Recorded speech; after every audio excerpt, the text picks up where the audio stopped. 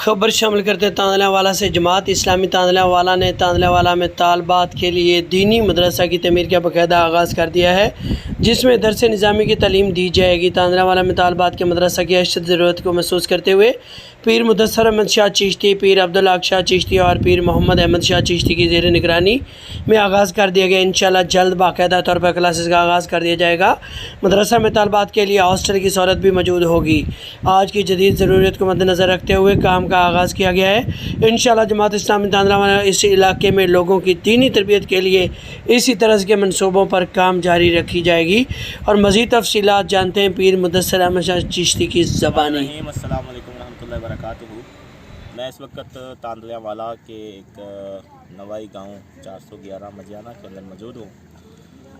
یہاں جماعت اسلامی تاندلہ والا کے زیر تمام جامعۃ المحسنات کا ایک بہت بڑا پروجیکٹ جو ہے وہ اس کی تعمیر کا آغاز ہو چکا ہے۔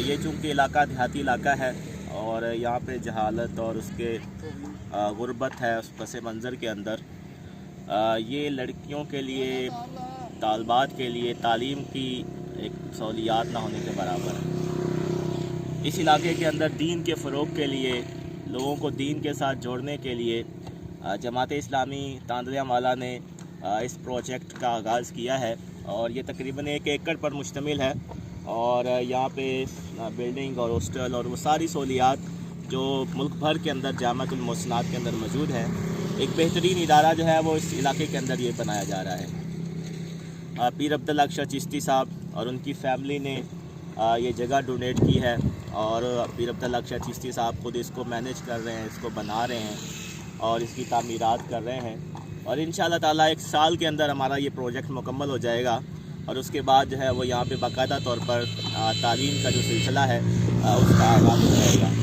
میں ملک بھر کے اندر اہل خیر سے، جماعت اسلامی کے لوگوں سے اپیل کرتا ہوں کہ آگے بڑھیے اور اس کے اوپر اپنی سرپرستی فرمائیے تاکہ اس علاقے کے اندر تحریک کا ایک مرکز و محور بن سکے۔